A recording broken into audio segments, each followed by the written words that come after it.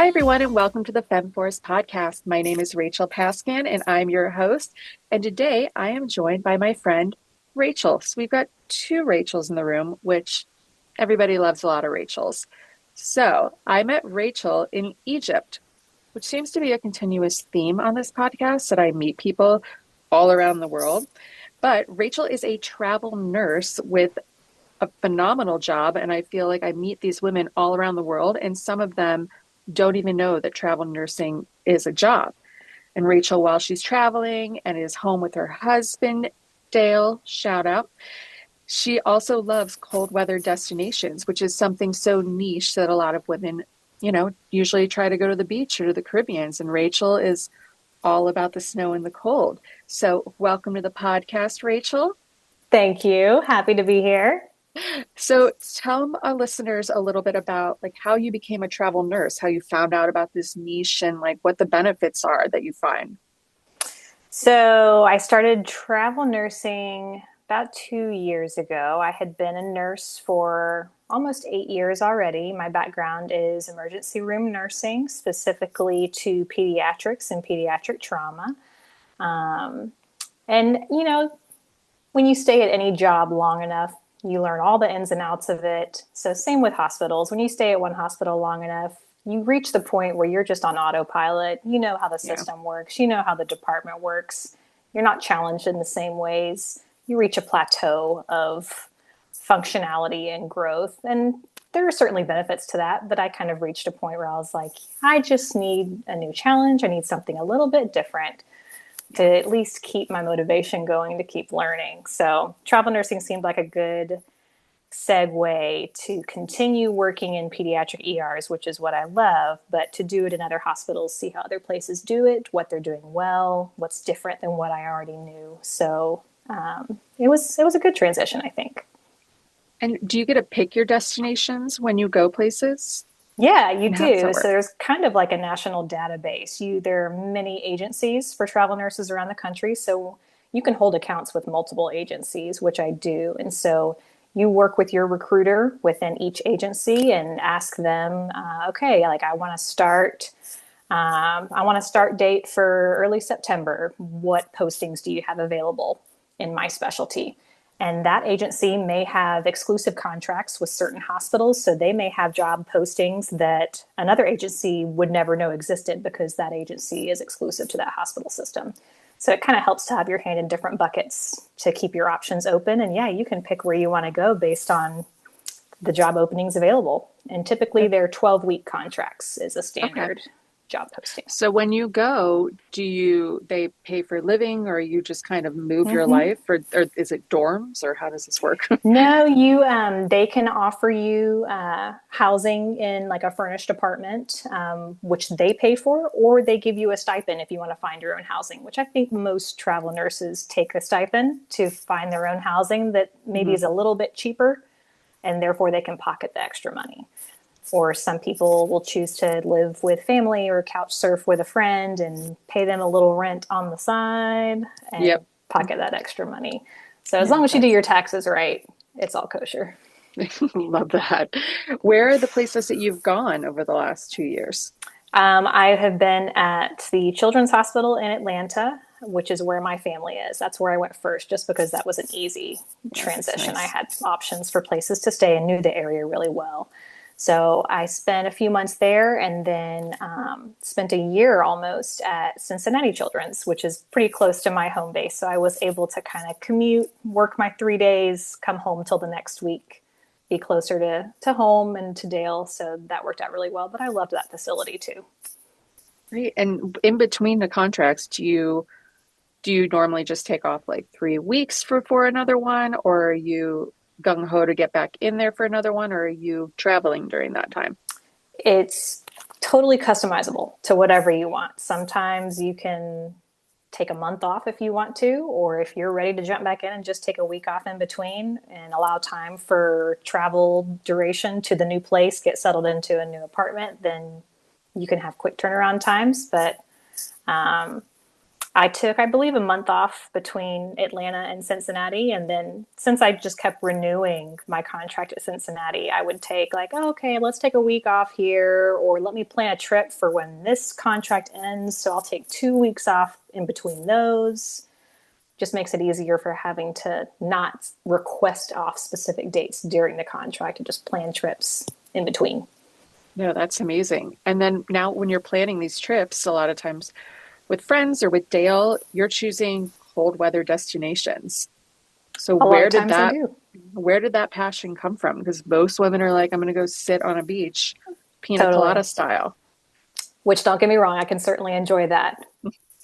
But I think it depends too on who you're traveling with, and you kind of have to know your audience, I guess. My husband Dale has never been a lover of warm weather or tropical climates, so I tend to fill those needs with girlfriends or with family and do little beach trips or getaways for some warm weather fun. And so Dale and I have just kind of embraced the cold, the snow, the more off the beaten track destinations of the world that are at their most beautiful in the thick of winter. And as long as you have the right gear, it's wonderful. And where are the places that you've gone that have been what we would consider the cold, cold, cold places? Yeah, we have been to Iceland in the dead of winter. We've been to Finland in the dead of winter, as well as Norway and Svalbard, which is the closest landmass to the North Pole. Look at you go. And you haven't done Antarctica yet.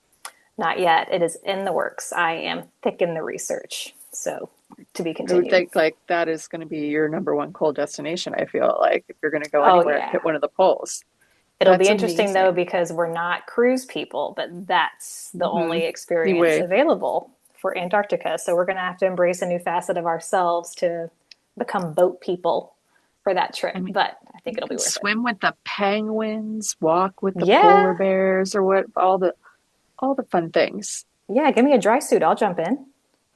So you were saying though that there are like the challenge would be if you don't have the right kind of clothing. So do you have like a whole separate winter wardrobe that you're just keeping on stack and you're like, this is my winter? Because you're in Lexington. So I mean, you Louisville, get winter, actually. Louisville. Close So enough. like you're getting winter, but not Not this kind true of winter. winter. Yeah, So not you're this kind of you're winter. 100% on point. I have a whole wardrobe of true cold weather gear that is packed away in airtight containers to keep the moths away.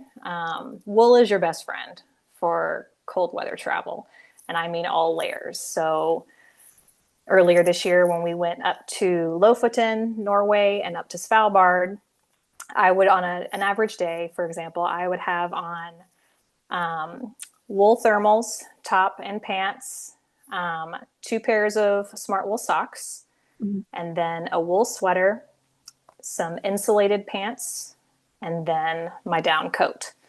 On top of that, still some mittens or gloves. And if you're really going to be out for a while on an excursion like snowmobiling or dog sledding, then a base layer glove with down mittens on top. Mittens keep your hands warmer than gloves. Fun fact. Look at you go. You're just walking around like the abominable snowman, and I love that for you. Oh, it's very sexy. I can only imagine. I'm got pictures in my head here, and I'm loving every moment of it. So when you're thinking of these destinations, you're also picking places that aren't that easy to get to. Svalbard isn't like it's not Jamaica. There aren't direct flights going there, I'm assuming. So is that kind of a challenge, like your travel days or trying to figure out how to go there? And does the weather play a challenge, being so cold to actually even get to these places? Typically, weather up in the Arctic is not as much of an issue as you would think. It's pretty rare to have the bad storms that would interfere with air travel. At least not the same way thunderstorms can affect air travel here in the States. The skies are pretty clear, moisture levels are different. So we have had very good luck with travel days in light of weather. But you're right, you do have to be willing to have longer travel days just to get to the remote places. So, for example, to get to Svalbard, we had to fly to Oslo. Right. And, from Louisville, You can't get direct to anywhere in Europe. No. So we typically fly out of DC or Newark, are our East Coast connecting airports. So we had to fly to DC and then to Oslo.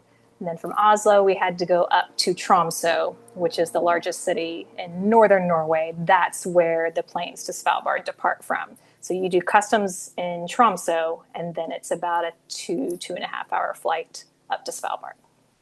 Jeez, and you just get out and you're like, we're in Narnia. This is winter Yeah. wonderland. Oh, we're here now. Furthest away from just about anywhere we could be.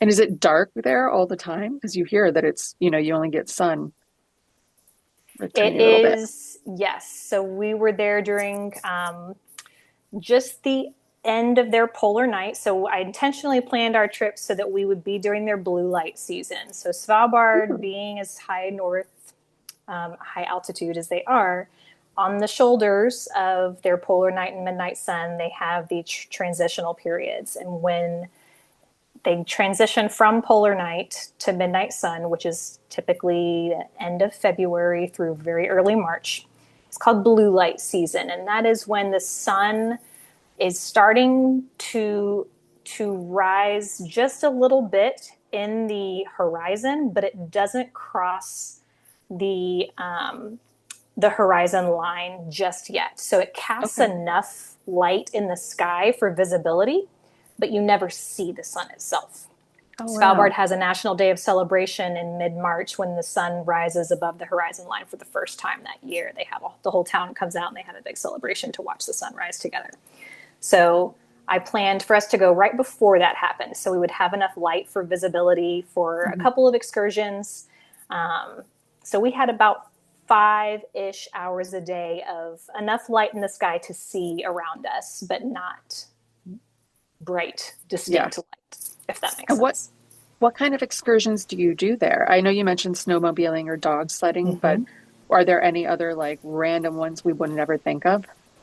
Those are probably the two most common ones. There are excursions that include like trekking or snowshoeing, but there's no trees on Svalbard. It's just giant glacier landmass. So you're pretty exposed to the elements. And so any excursions that go on there, even the multi-day ones where you can take snowmobiles for 3 days across the landmass, they have to have like safety huts at various points for you to be able to warm up, have a fire, eat, and be out of the elements for safety reasons. So you're more limited than, say, places in Finland or Norway that also have winter activities, just because it is so remote and desolate.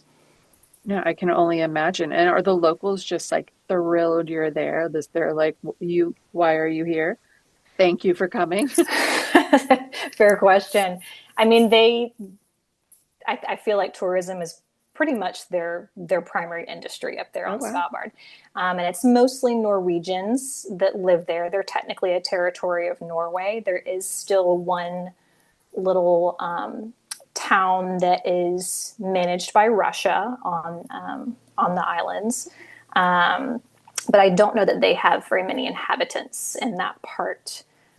So mostly the main capital, and I'm going to butcher the pronunciation to any Norwegians listening, Longyearbyen is the main town. And there's a little over 2,000 total residents. But buildings are limited, hotel space is limited. So they kind of have to know, like, okay, well, we really can only accommodate this many visitors at any given time for lack of space, lack of restaurants. They have one grocery store. So it's a very unique place. We spent 3 days there, and I thought that was the perfect amount of time. Okay. And like when you're doing this or Iceland, do the itineraries, because it's so winter based, do they feel like the same? Like you're doing dog sledding in each, you're doing snowmobiling, like you have a checklist almost of like, we're going deep winter, this is what we're going to do. I tried to vary what we do a little bit. Svalbard was our second time dog sledding. We did that in northern Finland, up in Lapland several years ago. And we felt like they were totally different experiences for the key reason of the terrain, it being very different. So Svalbard having no trees, being just really vast, glacier landscape. The views, the experience felt very different than in Finland, where we were on trails through trees covered in snow, and it just felt like a different landscape. So I think that makes it worth doing more than once. Maybe you don't do it every time. But we also enjoyed just driving around and exploring. And that was something that you can't do on Svalbard. Visitors cannot have a car or have that same independence of travel, because anytime you leave the main perimeter boundaries of the town, you have to be armed for polar bear protection. And only the locals are certified to carry firearms for polar bear protection. So visitors cannot leave the town perimeter without an armed guide who is licensed to carry. Wait, there's just polar bears like walking around and like It's chillax, like a Coca-Cola commercial. It's not common, at least in the winter, it's not common for the bears to get near the town. During the summer, the warmer months is when the bears come out more. And from what we understand, every few years there will be one that might kind of venture close to the perimeter of town, but they're not about killing the animals. They try every measure possible to deter it and lure it away without having to harm anyone. I would be so happy if I saw a polar bear. Oh, I would too. I don't know. Dale would be like, "No, we are not cuddling. Leave the bear alone." And we'd be like, "Come Please, to Rachel, us, don't though." touch the bear. I'd love to touch the bear, though. Like that makes me so happy. So when you're doing these kind of things, what is your next? Do you have like a next destination, like a list of like these cold weather destinations where you're like, this is what I want to do?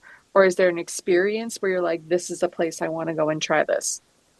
A little bit of both, to be honest. It kind of depends. I always have a running list kind of in my head, or a dream list on my phone, on my notes somewhere, of a specific town or city, or maybe a specific accommodation that I've seen, that I've saved. Like one day I want to stay there, and it could be completely removed from everywhere else, but we're going to go there for at least a couple days just to stay in that place. And I'll plan on something around it. Okay, what's within a 4-hour drive of this place? What could I build around this?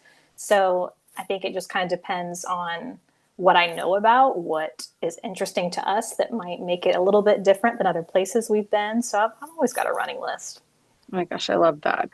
And like, is there an experience you want to try? Like, I mean, do you want to go heli skiing somewhere or something If out my there? skill set allowed me to go heli skiing without breaking something, I Something? would 100% be on board. Dale has been heli skiing and Oh gosh, speaks I can very only highly of imagine. it. He did that. I think it was out in Idaho with some buddies Okay. of his a few years ago, and he said it was worth every penny. That it was fantastic.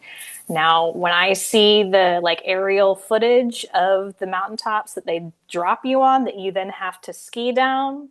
Yeah, not my, No, no, I'm not a strong no, enough skier for that. I wish I was, but I'm not. I'm not coordinated enough or athletic enough, or yeah, that's not, I'm a I'd very be with the intermediate polar bear. skier. Yeah, Yeah, I'd there be you like, go. adopt me, polar bear, because I can't make it down. We would So just this is where wonder I'm where going to you live. are and where's Rachel? Oh no, she went off into the trees off that trail to follow the polar bear cub. It was exactly where she's meant She to be. she's gone now. She's gone, and it's totally fine. So you said that like wool is your primary thing. Do you have any other packing tips? Because I mean, this is not obviously a carry-on experience. So do these No. smaller planes like let you bring a weighted suitcase that's going to be a little more heavy? Because like that for those smaller planes can be an issue too, I'm assuming. Sure. For winter trips, yeah, you can't do it all in a carry-on with the gear. So I tend to recommend a large carry-on bag, so that you have a couple days worth of clothes in case your checked bag gets lost, which did happen to us earlier this Oh, year on our way to Norway. We each packed a large soft shell backpack. mhm. I had a couple days worth of clothes, meaning like one set of thermals, a wool sweater, one of my insulated pants. I always carry my heaviest coat on the plane with me. That's the last thing you would want to get lost. I know they're Yeah, bulky, but do imagine. not put that in your checked bag, because if your checked bag goes, you're screwed. So cold. Yes, our checked luggage was stuck in Frankfurt, Germany for 3 days. Of So the course. first few days of our trip, we thankfully were fine, and we acquired our bags when we went back to Tromsø. But if we hadn't have packed the way we did, it would have been a different story. Lord. And do you have like a favorite brand? Like I was shocked from the brands when I was in Iceland. And then, I mean, even Norway, I feel like I was like, I didn't even know like we don't have these in the States. And I'm Oh, like, I obviously know. you guys have like your brands are gonna, I would think, be superior for super cold weather. Like you're living in this longer than I am. I'm a firm believer that Scandinavian product brands in general are far superior to the ones that we have here. I mean, It just 1000%. is. Sorry. But no, my suitcases are Away brand. I like them because they're lightweight Hmm. as a base. Like the shell of it is lightweight. They're pretty tolerant of nicks and dings, and Yes. they've held up well for me. So I have 3 different sizes. I try to use the large size as little as possible because it just gets heavy when I fill it up. So I tend to go for the medium size. I'll pack that thing full, and then my Haglofs Okay. backpack, my duffel backpack from Haglofs is my most used travel item. I have it in 2 different sizes. I have a 50 liter and a 70 liter, and I can pack those things full. And the straps for the backpacks are sturdy. They hold up well. I can shove those bags into any overhead bin. They have been all over the world with me. Oh my God, that's amazing. What is your winter gear preference? Are you a North Face girl, Columbia, Patagonia? My coat, my down coat is Canada Goose. I know that's a That's a, luxury choice and not in everyone's doable I have book. one. It was my But big winter move to New York yes, City it purchase because I was like, if I'm is. gonna freeze, You may as well yeah, it look needs to be good. warm. Yeah, you might be Yeah, warm. they're high Try your best quality, here. and I know there Mhm. are comparable options of quality at slightly lower price points, but for me, it was a worthwhile choice, and I stand by it 100%. For my mid layers, I typically prefer Arc'teryx or Patagonia. Okay. My insulated pants and ski pants are both Patagonia. One's a soft shell, and one is like a standard waterproof exterior ski pant. So yeah, I tend to go Arc'teryx or Patagonia for those, Okay. All and right. Hey, Smart I Wool love it. for my wool. And I mean, you said you couldn't drive, at least in Svalbard. So, I mean, in Iceland, I know you can rent the car and do all of Mm-hmm. that. So, how do you find the tour companies or these people that are going to take you to the polar bear infested areas? So on Svalbard, there's not that many tour companies that exist. So you thankfully are kind of able to narrow down your options pretty That's easily. nice. And they all do pickups at your hotel. So when you make your booking for, okay, I want to book this excursion with green dogs at Mhm. this time, you type in your hotel you're staying at, they come pick you up and drop you back off at the end of the day. So it's really easy. That's nice. But for the other places like Iceland or Finland, we rent a car.